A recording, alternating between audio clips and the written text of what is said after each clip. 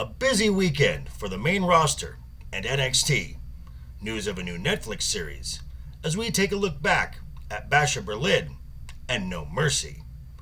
And here we go.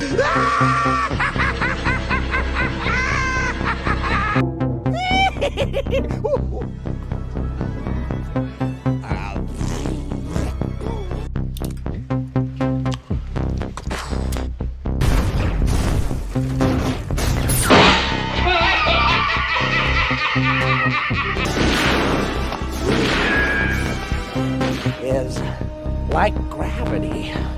All it takes is a little push.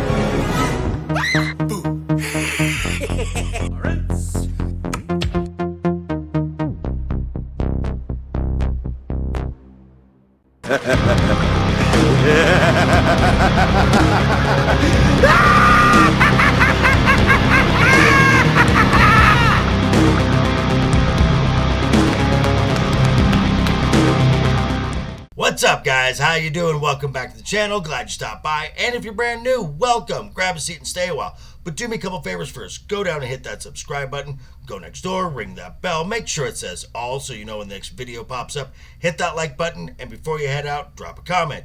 And if you're one of the regulars here, welcome back for another round. As you also hit that like button. And before you leave, drop a comment, because YouTube does love the comments. And of course, share the video out on all social media.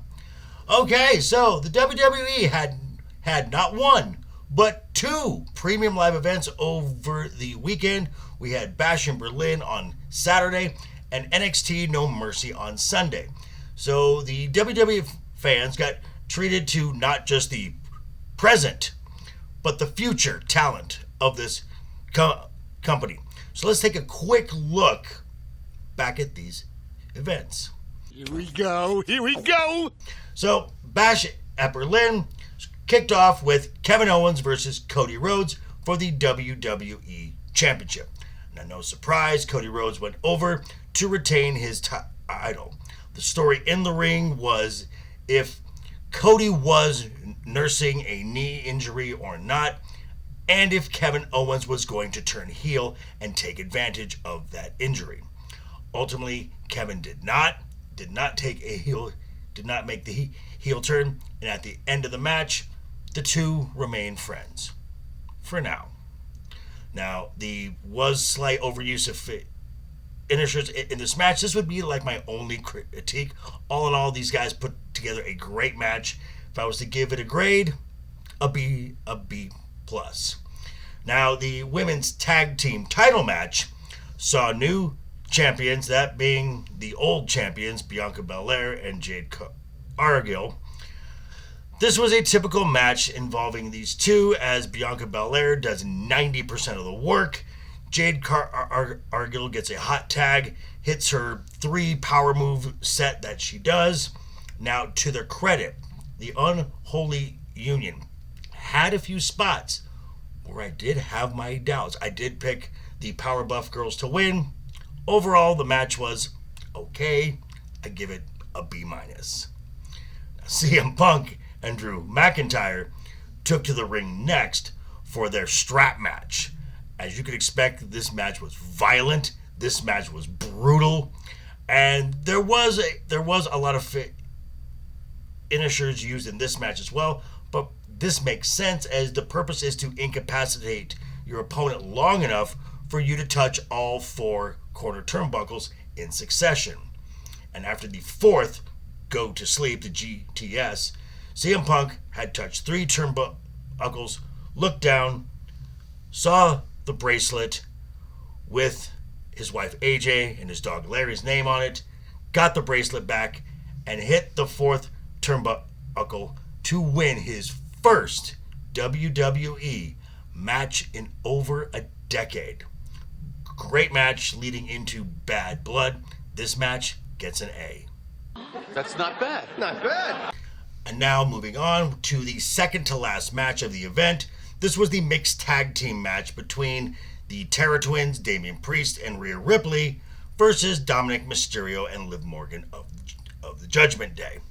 Now, this was the one match that I predicted to go one way and went the other. Now, despite the shenanigans of the entire Judgment Day getting involved, Damian Priest and Rhea Ripley picked up the win, at one point hitting stereo Razor's Edge on Liv Morgan and Dominic. This definitely, as I said, sets up two matches going into Bad Blood, Damian Priest and Finn Balor, and Liv Morgan and Rhea Ripley. All in all, this match was a lot of fun to watch. It gets an A. And this brings us to the main event, where we had Randy Orton challenging Gunther for the World Heavyweight Champion.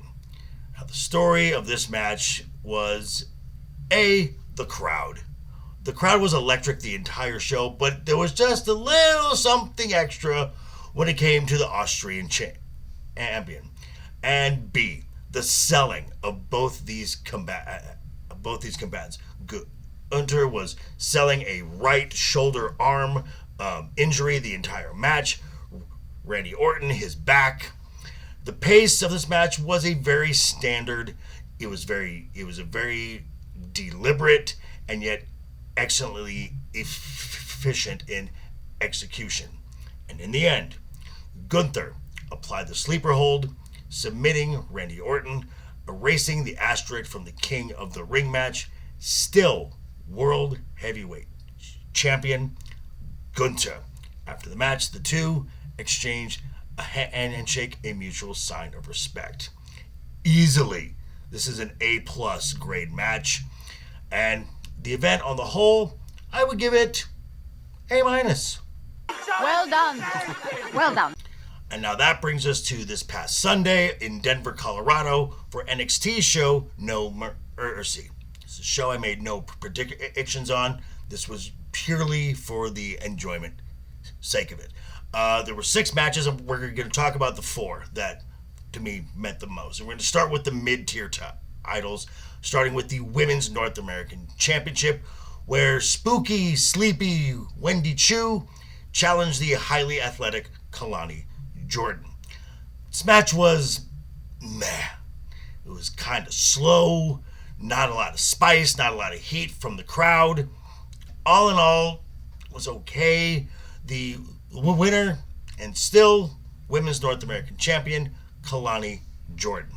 It's because there was no fan interaction match, a C+.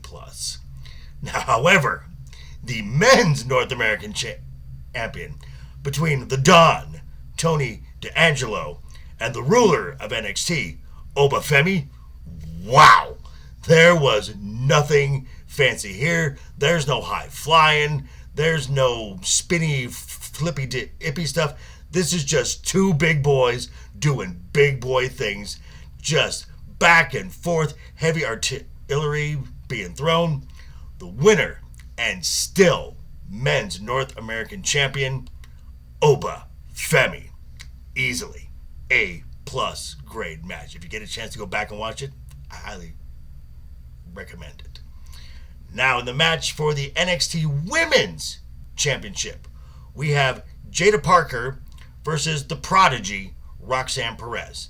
Now, despite the difference in size and strength, the champion retained her title, as both of these women turned in an absolutely excellent match. Not just an excellent women's match, an excellent wrestling match. Again, an A+ match, but it was after the match that we got treated to something.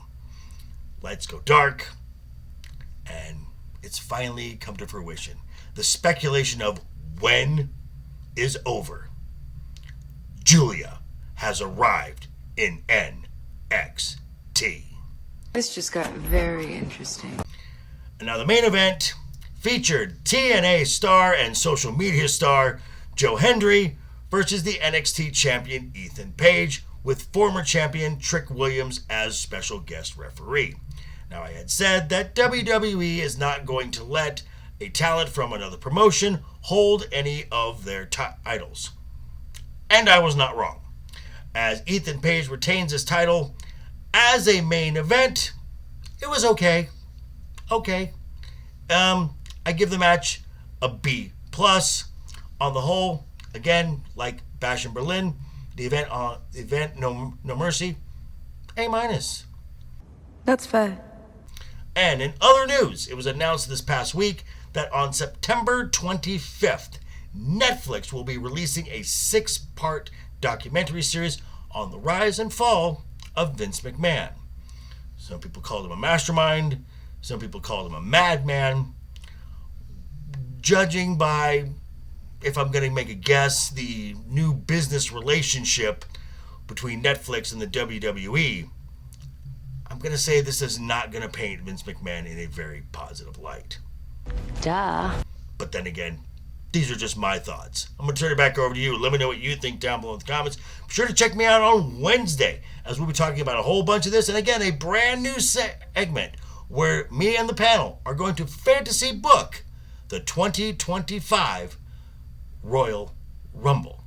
Yeah, thanks for stopping by, folks. Again, quick reminder before you head out the door, hit that subscribe button, ring that bell. If you liked the video, give it a thumbs up. If you didn't like the video, hey, thanks for sticking around this long. I appreciate that. And I will see you guys all very soon. Hope you had a great weekend. Have a wonderful week ahead of you. And always have fun. Hashtag keep talking. And always keep that smile on your face. Toodles. I say you better.